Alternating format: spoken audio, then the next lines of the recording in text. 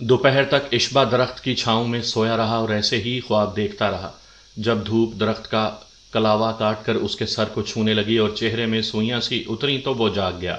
जोहर का वक्त होने को था। उसका घोड़ा खजामी की छांव में खड़ा दरख्त की छाल उधेड़ रहा था। इशबा ने कुछ सब्ज टहनियां तोड़कर उसके सामने डाली, फिर आबे जो के ठंडे पानी से वजू करके नमाज के लिए खड़ा हो गया। नमाज शुरू करने से पहले ही वो दिल में ये अहम फैसला कर चुका था कि इस खत के मुतल्लिक जानने के लिए मदीने का सफ़र इख्तियार करेगा। उसे उम्मीद थी कि उसके करीबी दोस्तों में से अवैस और ज़ुबैर उसका साथ देने पर तैयार हो जाएंगे, लेकिन अगर वो ना भी जाएं तो वो तन्हा ये सफ़र इख्तियार करने का तहैया कर चुका था। नमाज से फारिग होकर उसने घोड़ा संभाला और वापस बस्ती की तरफ चल दिया। घोड़े के पाँव में अभी तक लंगड़ाहट थी, लिहाजा वो सुस्त रवि से चल रहा था। बस्ती में पहुंचकर जब वो चचा तलहा के घर के सामने से गुजरा तो अचानक उसे ख्याल आया कि चचा की अयादत कर लेनी चाहिए। हालांकि तलहा इशबा की माँ यानी सिरात का चचा था, मगर इशबा भी उसे चचा ही कहने लगा था। उसने घोड़े को बाहर एक पत्थर से बांधा और खंकारता हुआ अंदर दाखिल हो गया। बलाबा ड्योड़ी में ही बैठी थी। बकरी के एक बच्चे को नहलाने के बाद वो उसे कपड़े से खुश्क कर रही थी। इशबा को देखते ही वो बुरी तरह चौंकी। फिर अचानक उसने ओढ़नी का किनारा थामा और घूंघट खींच लिया। अस्सलामुअलैकुम के अल्फाज इशबा के होंठों पर ही अटक कर रह गए। उसने हैरतनाक लहजे में कहा, भाई ये क्या तमाशा है? क्या मेरे सर पर सींग निकल आए हैं? बलाबा ने कोई जवाब नहीं दिया, बस सर झुकाए बैठी रही। बकरी का बच्चा हैरत से कभी बलाबा और कभी इशबा को तक रहा था। इशबा ने करीब जाकर कहा, मोहतरमा, कहीं मैंने देखने में गलती तो नहीं की? तुम बलाबा ही हो ना? हाँ। एक चंचल लेकिन शर्मीली सी आवाज़ उभरी और इशबा के कानों में रस घोलकर उसके दिल के तारों को अजनबी उंगलियों से छेड़ गई। उसने बौखला कर पूछा, भई ये घूंघट कैसा? एक बार फिर वही मद भरी और लचकीली आवाज़ इशबा के कानों से टकराई, बेहतर है आप चची जान से पूछिए। चची जान? आप? ये अजनबी अजनबी लहजा, ये घबराहट इशबा की समझ में कुछ नहीं आया। उसने सिटपटा कर पूछा, अच्छा चचा तलहा किधर हैं? हालांकि ये सवाल बेमायनी था। चचा तलहा अपने बिस्तर पर ही हो सकते थे। बौखलाहट के सबब यह सवाल इशबा के मुंह से निकला था और मुरव्वत के तहत बलाबा ने जवाब देते हुए कहा, अंदर हैं अपने कमरे में। इशबा लंबे लंबे डग भरता हुआ कमरे में पहुंचा तो चचा तलहा बिस्तर पर दराज इशारों से जोहर की नमाज पढ़ने में मशगूल थे। वो कुछ देर उलझे हुए अंदाज में वहीं खड़ा रहा, फिर दोबारा आने का सोचकर अपने घर की तरफ चल दिया। बलाबा अब ड्योड़ी में नहीं थी। इशबा गली से घोड़ा लेकर अपने घर के सहन में दाखिल हुआ तो सिरात अंदरूनी कमरे से बरामद हो रही थी। बेटे को देखकर वो ठिठकी, फिर उसके चेहरे पर ममता भरी मखसूस मुस्कुराहट फैल गई। इस भेदों भरी मुस्कुराहट ने इशबा को और भी बेचैन कर दिया। वो बोला, अम्मी जान ये सब क्या हो रहा है? बलाबा कह रही थी कि सिरात बोली, मुझे मालूम है कि वो क्या कह रही होगी। इधर आओ, मेरे पास बैठ जाओ, मैं बताती हूँ तुम्हें सब कुछ। बेटा, बात यह है कि कल चचा तलहा ने मुझे और तुम्हारे नाना को बुलाया था। वो बहुत आजुर्दा दिखाई देते थे। कहने लगे, मेरी ज़िंदगी का कोई भरोसा नहीं, डरता हूँ कि अपनी लाडली पोती को बेसहारा न छोड़ जाऊँ। चंद हफ्ते पहले सरदार अबू हारिस ने अपने भतीजे अकील के लिए बलाबा का रिश्ता मांगा था, लेकिन वो नौजवान मुझे कुछ ज़्यादा पसंद नहीं। मैंने सरदार से कुछ सोचने की मोहलत मांगी हुई है, लेकिन हकीकत में मेरा फ़ैसला बदलने का कोई इम्कान नहीं। मैं चाहता हूँ कि बलाबा को कोई नेक और सालेह नौजवान का साथ नसीब हो। इस सिलसिले में मैं आपकी मदद चाहता हूँ। चचा तलहा की बातें सुनकर तुम्हारे नाना की आंखों में आंसू उमड़ आए और उन्होंने चचा का हाथ पकड़कर अपने सीने से लगा लिया। फिर इशारों से बताया कि बलाबा कहीं नहीं जाएगी, वो हमारे घर में ही रहेगी। सिरात ने एक लम्हा रुक कर इशबा के सुर्ख चेहरे की तरफ देखा और बोली, मेरा ख्याल है तुम मेरी बात समझ रहे हो। अब बताओ तुम्हारा क्या ख्याल है? हम कोई गलत फैसला तो नहीं कर रहे? इशबा के जहन में जैसे आंधियां सी चल रही थी। बीते हुए 18 सालों में जो धुंधली सी तस्वीर उसके जहन में बनती बिगड़ती रही थी, आज वो अपने खुशनुमा तरीन रंगों में मुकम्मल होकर उसके सामने आ गई थी। उसे लगा जिंदगी के तपते सहरा में उसने जिस शय को शराब समझा था, वो सचमुच की ठंडी मीठी नदी बनकर उसके सामने बहने लगी है और उसकी मनचली अलबेली लहरें मचल मचल कर उसे हयाते नो का नगमा सुना रही हैं। उसने कनखियों से माँ की तरफ देखा और हया के बोझ से पलकें झुक गईं, मगर फिर जल्द ही उसने इस कैफियत पर काबू पाया और संजीदगी आमेज शौखी से बोला, अम्मी जान, कहीं आपने चचा तलहा से कोई वादा तो नहीं कर लिया? सिरात अपने बेटे की रग रग से वाकिफ थी। اس لیے اس کے غیر متوقع سوال نے اسے بالکل پریشان نہیں کیا۔ مسکرا کر بولی، نہیں، وعدہ تو نہیں کیا، اگر تمہیں کوئی اعتراض ہے تو میں ابھی جا کر تمہارے نانا کو منع کر دیتی ہوں۔ آخر تم جوان ہو، اپنا اچھا برا سمجھ سکتے ہو، اور پھر زندگی بھی تو تمہیں گزارنی ہے۔ اشبا بولا، ہاں ہاں، مجھے کچھ سوچنے کا موقع دیجیے۔ سرات بولی، نالائق، اگر تم نے 16-17 برسوں میں کچھ نہیں سوچا تو اب کیا سوچو گے؟ میرا خیال ہے تمہاری طرف سے انکار ہی سمجھوں۔ اشبا مسکرا کر بولا، نہیں، اب ایسی بھی کوئی بات نہیں، میں اپنی پیاری ماں اور اپنے پیارے نانا کی دل شکنی کیسے کر سکتا ہوں؟ اب تو کسی طور دل کو سمجھانا ہی پڑے گا۔ اشبا کی بات پر سرات اپنی ہنسی نہ روک پائی۔ اس نے آگے بڑھ کر اشبا کا سر اپنے سینے سے لگا لیا اور اس کے بالوں پر بوسے دینے لگی۔ کوئی 10 یوم کے بعد کی بات ہے، نصف شب کے وقت سیاہ امامے والا یاسر اور اشبا بستی کے نواح میں شیخ احمد کے باغ میں کھڑے باتیں کر رہے تھے۔ یاسر آج پھر ایک اہم خبر لے کر آیا تھا۔ وہ کہہ رہا تھا، جناب، ایک طرح بنی صفال نے ہماری چال کا توڑ کیا ہے۔ وہ اس نتیجے پر پہنچے ہیں کہ ہماری پے در پے کامیابیوں کا اصل سبب زہار عرف سنہری شاہین کی قیادت ہے۔ اس سوچ نے انہیں مجبور کیا ہے کہ وہ بھی میدان جنگ میں سبقت لے جانے کے لیے کسی نامور جنگجو کی خدمات حاصل کریں۔ لہٰذا سردار اتبا کی درخواست پر بوہان نامی ایک رومی پہلوان کل ہی بنی صفال پہنچا ہے۔ میں نے اپنی آنکھوں سے اس دیو قامت وحشی کو دیکھا ہے۔ کل شام وہ ایک دستے کے ساتھ سردار اتبا کے مکان پر اترا تو اس کا کسی بادشاہ کی طرح استقبال کیا گیا۔ سردار اتبا اور دوسرے مصاحب اس کے قدموں میں بچھے جا رہے تھے۔ یہ شخص بلا کا جنگجو مشہور ہے۔ اشبا نے یاسر کو ٹوکتے ہوئے کہا، اس بوہان نامی شخص کے سامنے کے 2 دانت ٹوٹے ہوئے تو نہیں؟ یاسر نے چونک کر کہا، ہاں جناب۔ اشبا نے کہا، اور بائیں آنکھ کے نیچے زخم کا ایک پرانا نشان ہے، جھوم جھوم کر چلتا ہے اور تھوکتا بہت ہے۔ بالکل بالکل، یاسر نے کہا، کیا آپ اسے پہلے سے جانتے ہیں؟ اشبا کی آنکھوں میں تشویش کی پرچھائیاں لہرائی۔ وہ کھوئے ہوئے لہجے میں بولا، ہاں، میں اسے جانتا ہوں، اور اگر یہ شخص واقعی بنی صفال میں موجود ہے تو ہمیں بے حد چوکنا رہنا ہوگا۔ یاسر نے کہا، آپ نے اسے کہاں دیکھا تھا؟ اشبا بولا، عدن میں۔ وہاں کچھ روز اس کے نام کا بڑا چرچا رہا تھا۔ بندرگاہ کے ایک ناظم نے انتظامیہ کو اطلاع دی تھی کہ بدنام رومی سردار اور بدنام ڈاکو بوہان شہر میں موجود ہے۔ اس شخص کی بری شہرت کے سبب انتظامیہ کی نیندیں حرام ہو گئی تھیں، اور وہ مسلسل 5 روز شہر کے چپے چپے میں اسے تلاش کرتی رہی تھی۔ چھٹے روز شام کے وقت شہر کے مصروف چوک میں ایک قوی ہیکل گھڑ سوار ہاتھ میں ننگی تلوار لے کر دھاڑ رہا تھا۔ شہر والو، میری طرف دیکھو، میں بوہان ہوں۔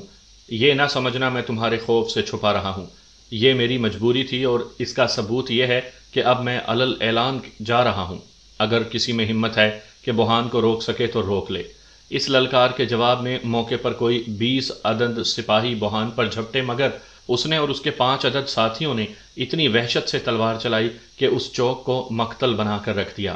بعد میں وہ دیر تک والی عدن کو پکارتا رہا اور پھر اپنے ساتھیوں کے ساتھ گھوڑا بھگاتا تاریکی میں گم ہو گیا۔ یہ شخص خلافت راشدہ کے دور میں ہونے والی کئی معروف جنگوں میں حصہ لے چکا ہے اور بلا کا شاطر ذہن رکھتا ہے۔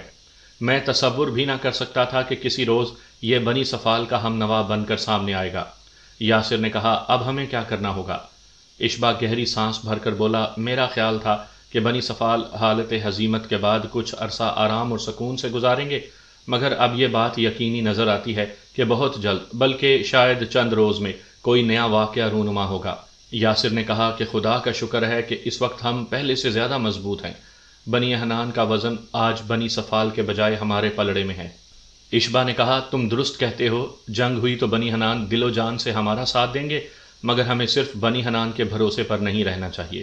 جنگ تعداد کی کثرت سے نہیں، جذبے اور ہنرمندی کی فراوانی سے جیتی جاتی ہیں۔ ہمیں نہ صرف اپنے اندر جذبہ جہاد تازہ کرنا ہوگا، بلکہ بنی حنان کے 9 مسلموں میں بھی شوق شہادت کی روح پھونکنا ہوگی۔ جس وقت باغ کے تاریک گوشے میں یہ باتیں ہو رہی تھیں، سردار ابو حارث کے گھر ایک کشادہ کمرے میں عقیل بے قراری سے ٹہل رہا تھا۔ اس کے 3-4 دوست نشستوں پر بیٹھے یمنی پھلوں پر ہاتھ صاف کر رہے تھے۔ عقیل کی آنکھوں میں خون اترا ہوا تھا۔ اسے معلوم ہو گیا تھا کہ بوڑھا طلحہ اپنی پوتی کا رشتہ اشبا سے کر رہا ہے۔ یہ اطلاع اسے انگاروں پر لوٹانے کے لیے کافی تھی۔ در حقیقت وہ بہت عرصے سے بلابہ پر نگاہ رکھے ہوئے تھا، ورنہ اس کے لیے رشتوں کی کیا کمی تھی۔ ایک سے بڑھ کر ایک خوشحال اور اعلیٰ نسب گھرانہ اس سے رشتہ داری کو باعث فخر سمجھ سکتا تھا۔ سب جانتے تھے کہ ابو حارث کے بعد عقیل کے سردار بننے کے امکانات سب سے زیادہ ہیں۔ ایک طرح عقیل نے بلابہ کا ہاتھ مانگ کر اسے قبیلے کی معزز ترین خاتون کا درجہ دینے کی کوشش کی تھی، مگر ان لوگوں نے نادانی سے اسے ٹھکرا دیا تھا۔ اس ناکامی پر دوستوں کے تانوں نے جلتی پر تیل کا کام کیا تھا اور عقیل آگ بگولا ہو رہا تھا۔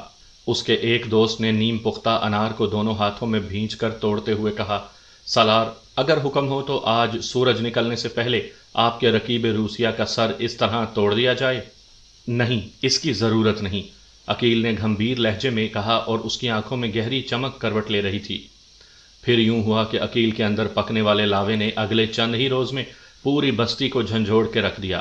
اس نے اعلان کہا کہ طلحہ کی پوتی کا رشتہ اشبا کے ساتھ نہیں ہو سکتا، کیونکہ اشبا ایک غیر قوم کا شخص ہے اور قبیلے کے رواج کے مطابق قبیلے کی کسی لڑکی کا رشتہ قبیلے کے باہر نہیں کیا جا سکتا۔ اس مسئلے نے بستی کے ہر خاص و عام کو لپیٹ میں لے لیا اور ہر شخص اپنی بساط کے مطابق اس کے بارے میں رائے زنی کرنے لگا۔